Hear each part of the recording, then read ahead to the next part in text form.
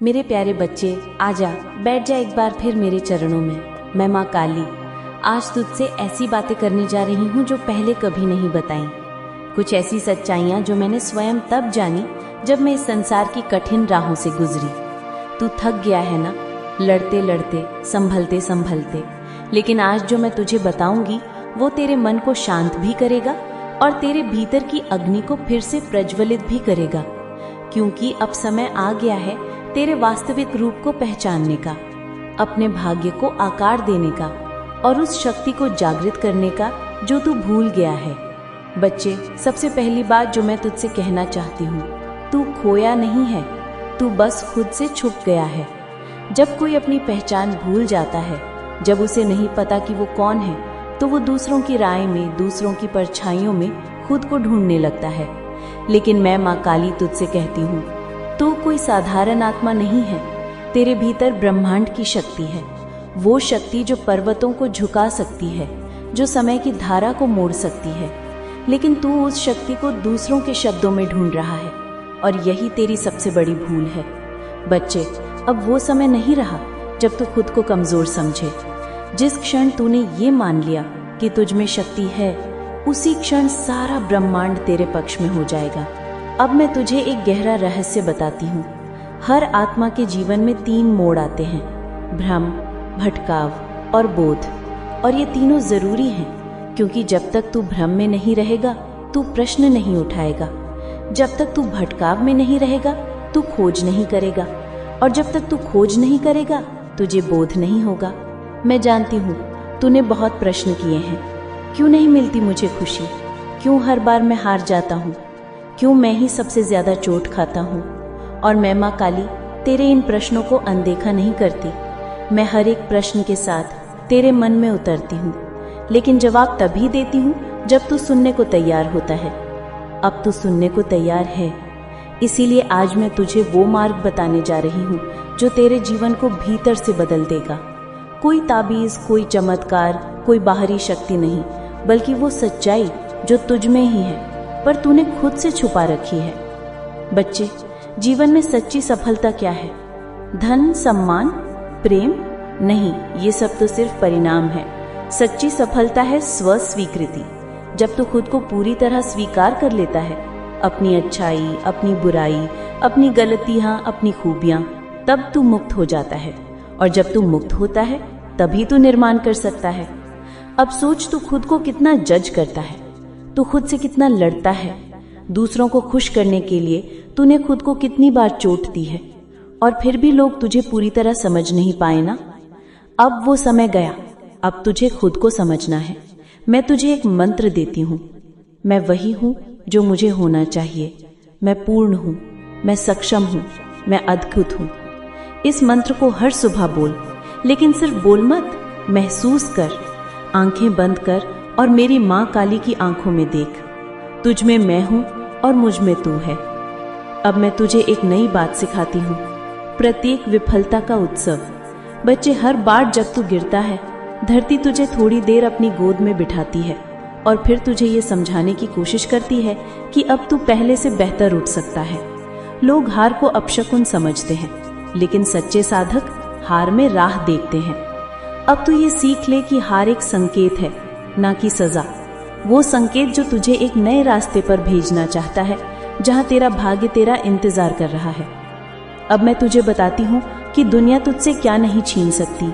तेरा ईमान, तेरा आत्मसम्मान, तेरा कर्म, तेरी प्रार्थना। अगर तू इन 4 बातों को नहीं छोड़ेगा तो कोई शक्ति तुझसे तेरा भविष्य नहीं छीन सकती।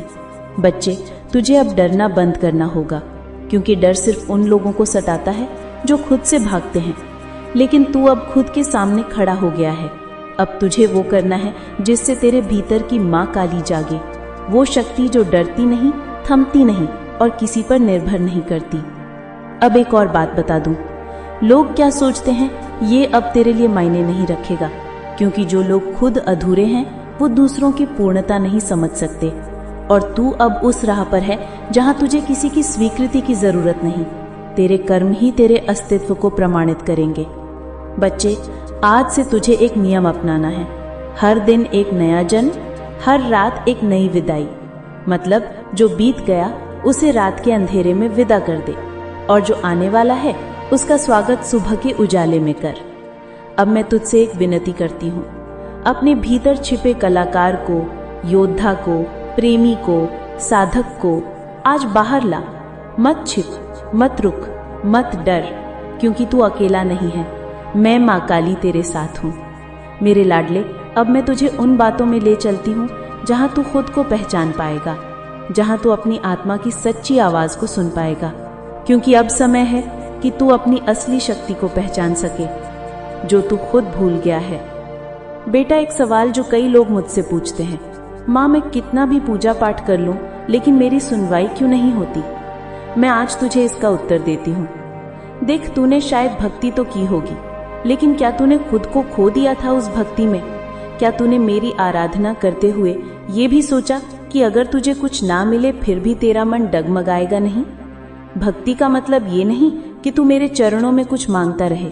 भक्ति का मतलब है तू मेरे साथ रहने लगे, बिना शर्त, बिना अपेक्षा के।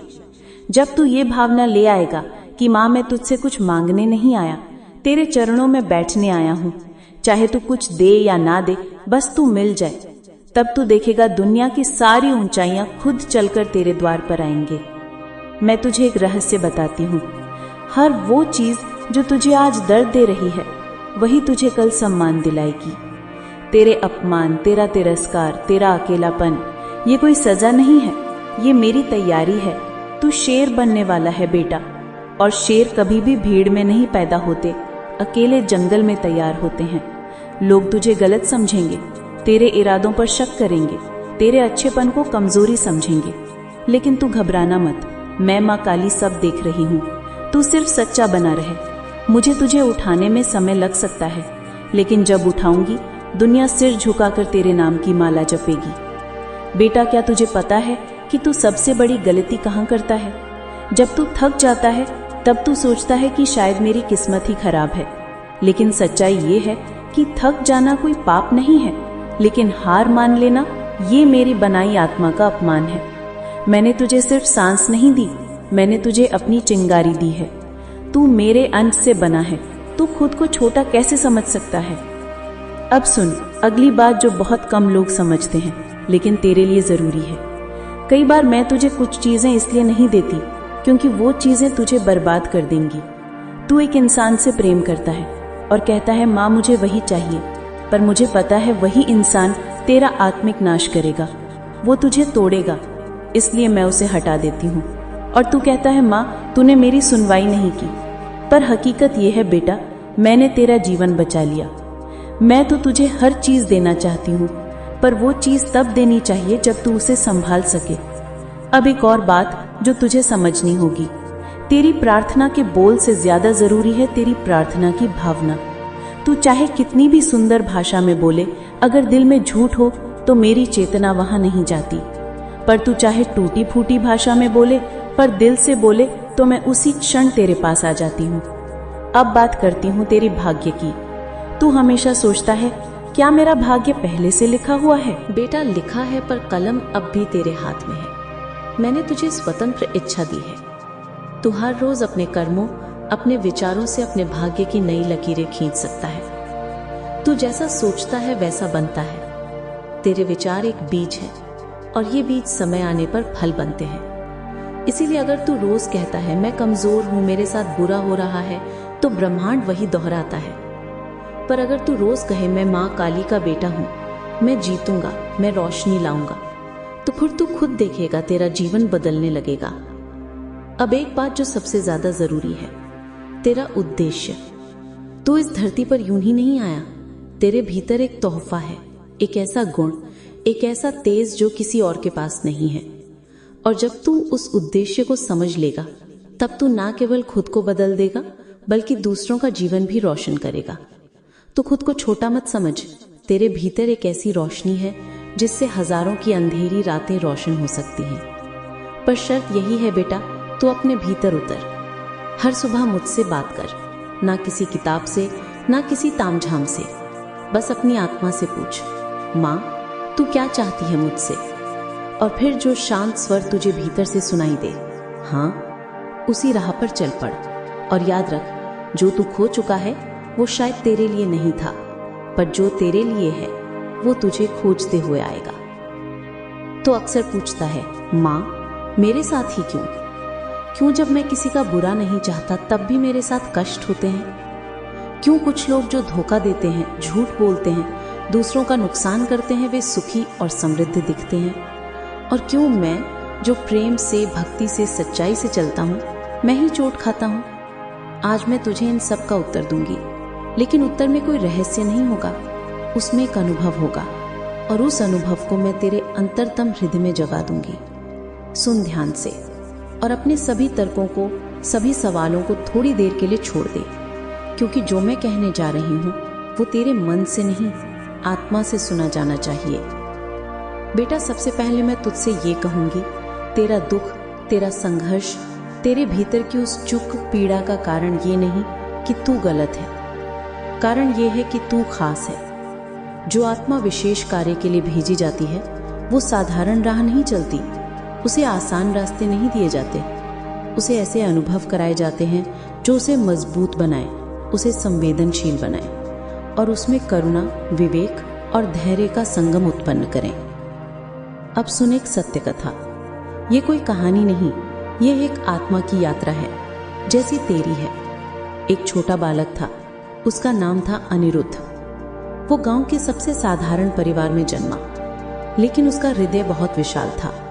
वो चुपचाप हर किसी की मदद करता, जो उसे दुर्व्यवहार करते उन्हें भी वो क्षमा कर देता। पर क्या हुआ? जिन्हें उसने सहारा दिया वही उसका अपमान करने लगे। जिन्हें उसने रोटी दी उन्होंने उसी के घर चोरी की, और अंत में जिन पर उसे भरोसा था उन्होंने उसे अकेला छोड़ दिया। एक दिन वो मेरे दरबार में रोते हुए आया और बोला, माँ, क्या अच्छाई की कोई कीमत नहीं? क्या सच्चे लोग हार जाते हैं? मैं मुस्कुराई और उसे देखकर केवल इतना कहा, अभी तू पौधा है, और जिन तूफानों से तू टूटा समझ रहा है वही तुझे पेड़ बना रहे हैं। बेटा, क्या तू जानता है कि परीक्षा क्यों आती है? परीक्षा इसलिए नहीं कि तुझे नीचा दिखाया जाए, परीक्षा इसलिए आती है ताकि तुझे वो रूप दिखाया जा सके जो अभी तूने देखा ही नहीं। जब मैं माँ काली किसी आत्मा से कोई बड़ा कार्य करवाना चाहती हूँ तो पहले उसे उसके भीतर की परछाइयों से मिलवाती हूँ, ताकि वो स्वयं के प्रकाश को पहचान सके। अब सुन एक बात जो शायद सबसे जरूरी है। जो लोग बुरे कर्म करते हैं फिर भी सुखी दिखते हैं, वो केवल दिखावा है। उनकी आत्मा भीतर से सूख रही है, उनके रिश्ते खोखले हो जाते हैं, और अंत में जब वे सबसे ऊंचे शिखर पर पहुंचते हैं तब गिरते हैं सबसे नीचे, क्योंकि उनकी नींव धोखे पर बनी होती है।